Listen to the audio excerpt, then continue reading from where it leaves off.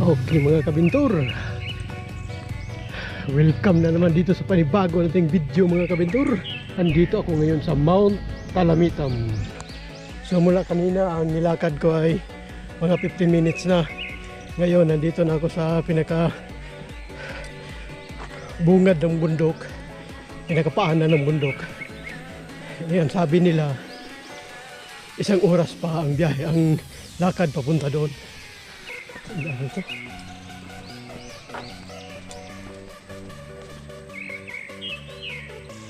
Dito na, dito.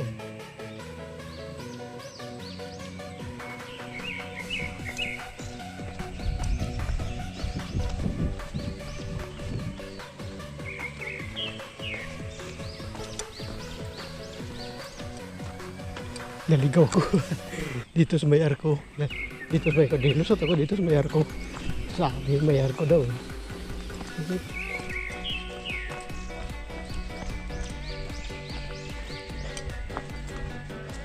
Itong experience ko ngayon, naligaw ako rito sa nawala ako doon sa tinuturo ni Manong. Dapat pala doon lang sa may arko tapos liliko na. Yung tama yung dinaanan ko dapat kanina, pero bumalik lang ako dahil nagdalawang isip ako na baka hindi tama yung dinadaanan ko. Yun pala yung tama. Ito naman, itong daan na ito papunta doon sa dead end po ito. Pero okay lang kasi malapit lang.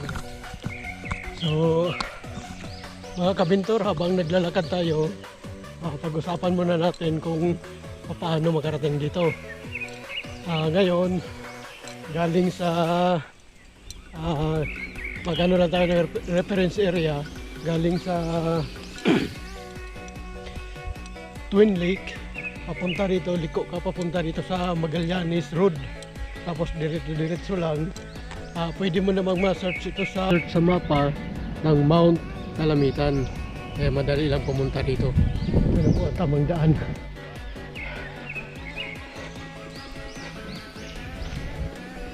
Sabi nga nila, bago mo marating yung sarap, kailangan mo munang maghirap. Kaya ito na yun. Ngayon, dito sa aking lakad, ako lang mag-isa. Dahil hindi ako kumuha ng mag-guide sa akin, dahil titingnan ko lang naman itong lugar na ito. Actually, pwede naman ipasok dito yung motor, kaya lang wala nga talagang magbabantay dahil sa ng lugar masukal.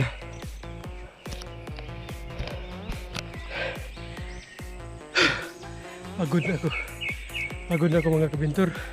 Tapos ito, umpisa na ako na umakyat na. Paakyat na. Hindi na ako makapagsalita. Ito, paakyat na. Sobrang tarik ng daan. Yan yung daan. Sobrang tarik. Sobrang nakakapagod. Mga 1 oras na ako naglalakad.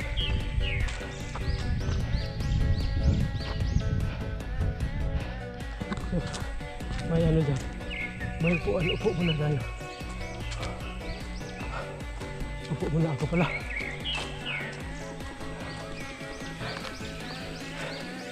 Pero ituloy-tuloy ka na dahil ituloy-tuloy ko na ang pag-akyat kahit na nakakapagod dahil limitado yung oras natin. Hapon na kasi, makapagbaba ko gabi na. Ito na yun. Mamiyado natin. Sobrang tarik ng akyatin. Ngayon, makikita natin ngayon kung ano ang madadat na natin doon sa itaas. Ako ay naniniwala naman sa kasabihan na kung dadaan ka ng hirap, sa huli, malalasap mo ang sarap. Lisgag ng ilong. Lisgag ng ilong ako. Grabe.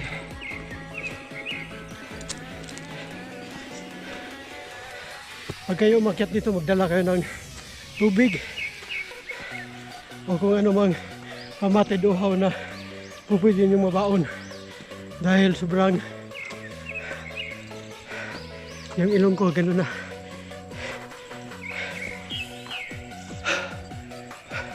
Hindi ko pa nasilayan yung ganda ng bundok.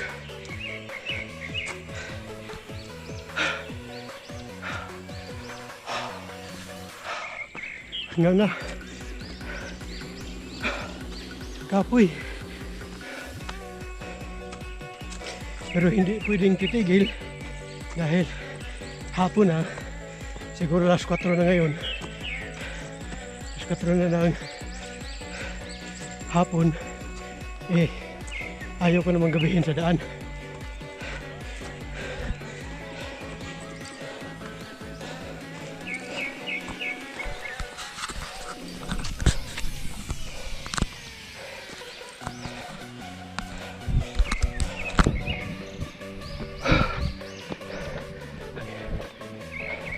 May tambayan na dito. Halo-halo daw. For sale, halo-halo. Makabili. Sana mayroong bitinda.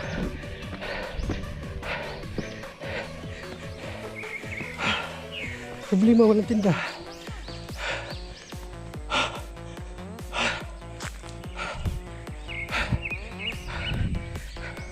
Halo-halo special. Kaso walang tinda.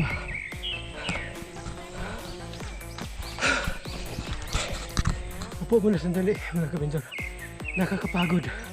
Talagang hindi biro pag-akit nito sa mga talamitan.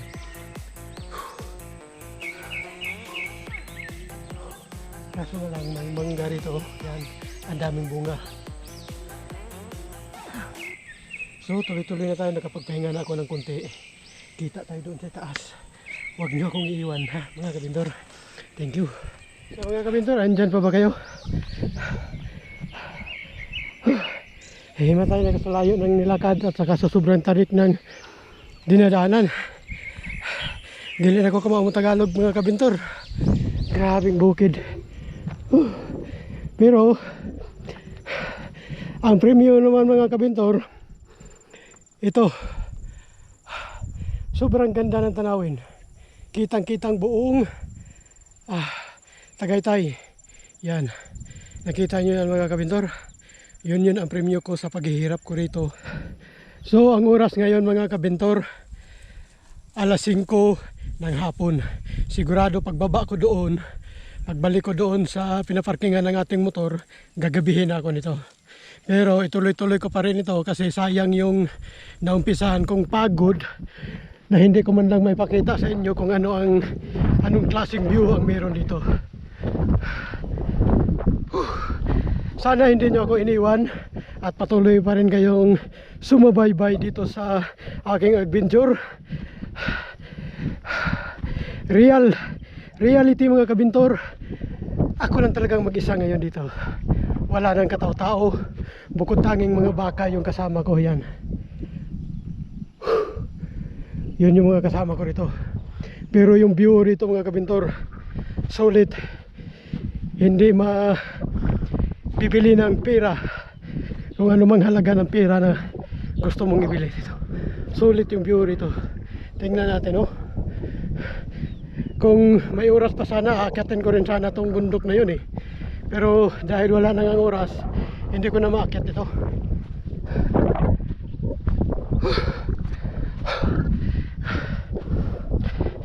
Yan, may baka. Hanggang dito lang tayo mga kabintor dahil hindi na kayang akyatin yung nandun sa taas na yun. Solid yung pag-akyat ko rito. Tingnan nyo yung nasugbo, buong nasugbo mga kabintor, kitang kita.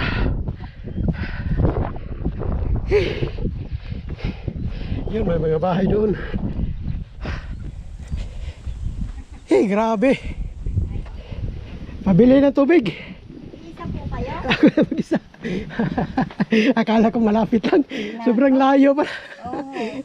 Taga saan ho ba kayo? Kandubang lang. Hindi na kayo nag-tour guide. Hindi na. Saan kayo nagmula niya? Doon sa ano, doon sa may drop off mismo. Drop off ng ano. Oo. Magkano yung tubig? Ano, may ito, 30. Ito 72 eh. Yung ano, yung itong ganyan. Ay, ito eh, hindi pa po malamig na malamig. Okay lang At kasi ano ano lang yan, ng oh. ano eh, tubig eh. Grabe pa wala Galing sa highway. Magkano yan? 30. 30. Ay, tara. May malamig soft drinks. Ayaw ko. Mas lalong ano tayo na. Mas- Yung Gatorade na yan. 60 ang Gatorade. Oh, 30 tapos 60, 90. May 90. 10 piso pa ako. Oh. Grabe, pero solid yung ano dito ha. Yung tanawin dito. Ganda po dito. Oh, maganda. Kasama kayo sir. Ako lang mag-isa. Sa linggo meron na. Marami kami dito akit. Overnight. Para ano. Dito, akyat ka pa dito sa taas. Dito, Ah, sa dyan? kabila. Oo. Maganda dyan ang view.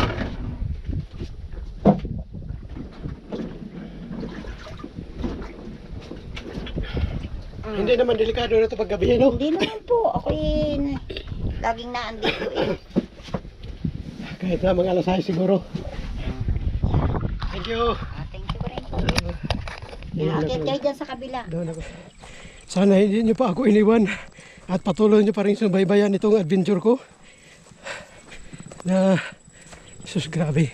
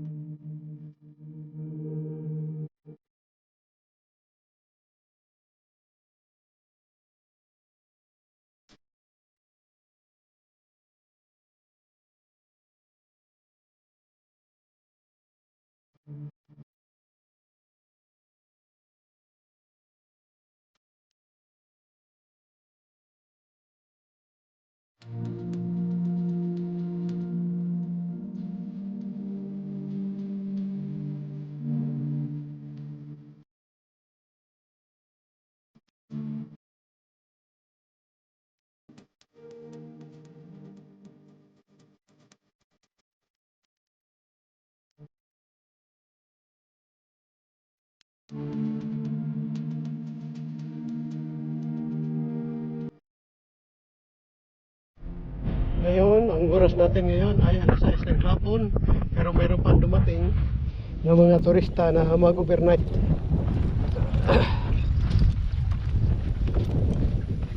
So mga kabintor, hanggang dyan lang muna ang aking video ngayon. Sana ay na-enjoy kayo sa aking video. At subscribe na lang din sa aking mumunting channel mga kabintor, para sa sunod pa nating mga video ay updated kayo. Paki-share and like. Thank you.